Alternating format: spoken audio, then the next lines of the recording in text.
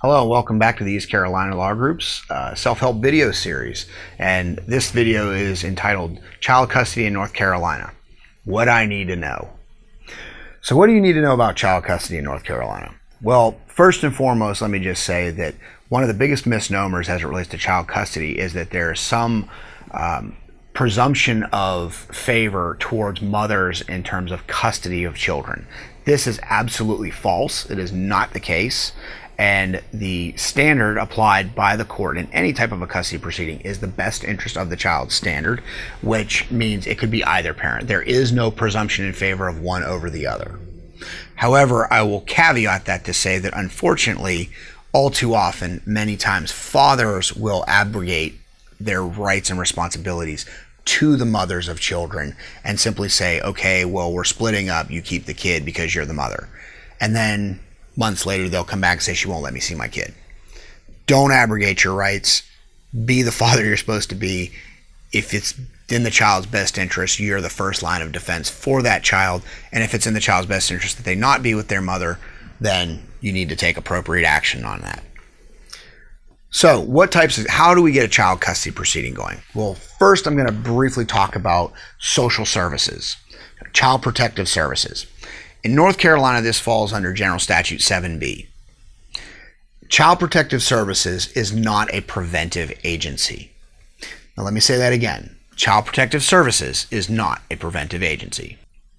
What that means is Child Protective Services is not going to step in any case where they're being asked to preempt some prospective bad thing that may happen.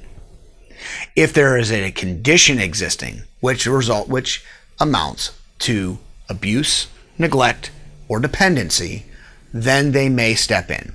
Those are situations where the thing has actually happened, not the thing that may happen. All too often, cases that would be civil custody cases are sent by pro se persons who are unrepresented and don't know any better, to the Department of Social Services, who then undertake an investigation and then dismiss it. The problem is this does nothing to help you. In fact, in some cases, it will hurt you. Seeking advice of competent legal counsel early in the process is extremely important, because if DSS undertakes an investigation as to an alleged abuse, neglect, or dependency, before the court in a civil proceeding will enter any orders or judgments, they will require that the case in DSS be closed, because DSS court supersedes civil court. If you have a situation where you may be eligible for an emergency custody order and you notified social services who begins an investigation, there's no way a court is generally going to entertain an emergency custody order with a pending DSS investigation. So be very careful for that. Contact an attorney, review the case with the attorney, and see what they suggest. The second type of a case is a civil custody case. Now, a civil custody case can manifest in two different ways. First, it can manifest as a domestic violence protective order. Now, I'm going to caveat this and caution anybody out there who would use a domestic violence protective order to obtain a custody order, in that judges generally hate it when folks try to use a domestic violence protective order as a way of obtaining a free or very cheap custody order in lieu of going through a proper custody proceeding. The domestic violence protective order process is there to help actual victims of domestic violence and to prevent continued violence. But unfortunately, with any type of mechanism like this, there are those out there that would abuse it. And this does happen quite frequently. And there are those who come into court on a regular basis, just like anywhere else, where these are frequent flyers, as you'll say, who file these things over and over again, or who try to work the system to their advantage. The DVPO process is not designed for that. You need to obtain legal counsel and file a proper custody proceeding. Now, the last type of custody proceeding, which is the most common and if properly used, the most effective, is the civil custody proceeding. And this falls under General Statute 50-13. And this is where is a civil custody proceeding, one parent versus the other, and they file in civil court, and you go through the civil trial process, and the court makes a ruling as to custody. Now, once again, custody is based upon the best interest of the child standard. In Ray Parker, which is the landmark case that sets this as the standard in North Carolina, states that the general welfare of the child shall be the paramount consideration and shall guide the court as the polar star in determining his best interests. Now, the important thing to remember about that is the general welfare of the child is the polar star which guides the court in determining best interests. So, the first thing the court is going to look at is the physical safety of the child. Generally, emotional well-being comes down the line. The second factor that the court is going to look at very heavily is stability. How stable are the parents? Which parent is the most stable? Which one has maintained the former marital home or the home that the child has known the longest? Which parent has maintained steady employment? Which parent has maintained steady aftercare for the child? Which one is the one who has taken the child to their doctor visits? Sometimes it's both, but sometimes and very often it's one or the other.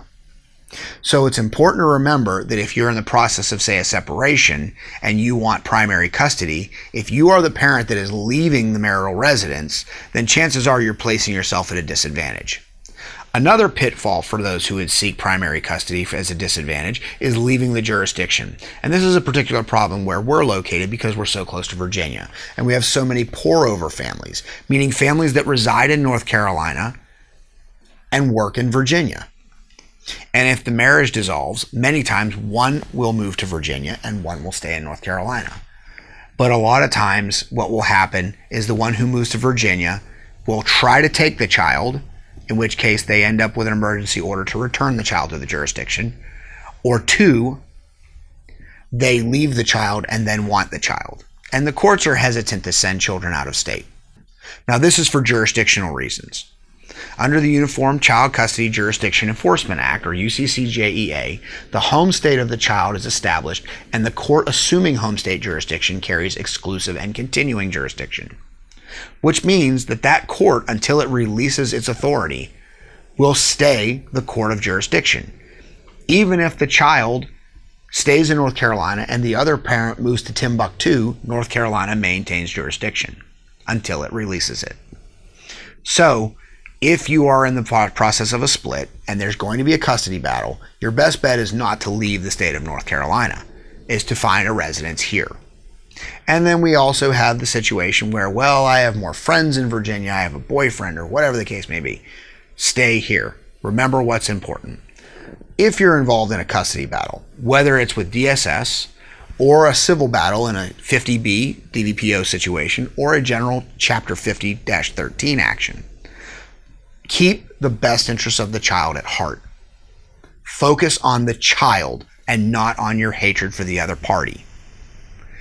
The other thing is if you're specifically involved in a case where you're with Child Protective Services, number one, communicate with your attorney, communicate with DSS, and follow the safety plan and the recommendations of the Department of Social Services to the letter.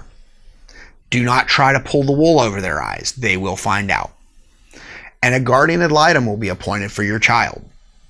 Remember, make the guardian ad litem your best friend. If you don't think DSS is listening to you or they're not returning your calls, contact the GAL because somebody's going to get that information to the court. Make sure you're working with your attorney. And don't ever get into a situation if you are pulled into a DSS case where you say, it's my child, I'll raise them the way I want. Because it's very difficult to get DSS involved in a situation. But once they're in, there's a good reason that they're in. And if you were doing it all right, and you could raise the child and do whatever you want without anybody telling you your business, DSS would not be involved. Once they're in, you got to play the game. And I'm telling you, if you go into a DSS case and your attitude is, I'm going to do what I want, to heck with them, you are going to end up on the wrong side of a termination, or the child's going to be given custody or guardianship to another person. Don't play that game. Play the game with DSS, and reunification will happen sooner. If you need any information regarding child custody, child support, anything like that, and you feel like you need to contact an attorney, you can reach out to us through our website at eastcarolinalaw.com, and I hope to have to never see you in that context, but if you do need us, we're here for you. East Carolina Law, your family's our priority. Thank you for tuning in. Thank you for tuning into the East Carolina Law Group, where your family is our priority. You can find us on the web at www.eastcarolinalaw.com. You can find us on our Facebook page at the East Carolina Law Group. You can also call us at 252-453-2273.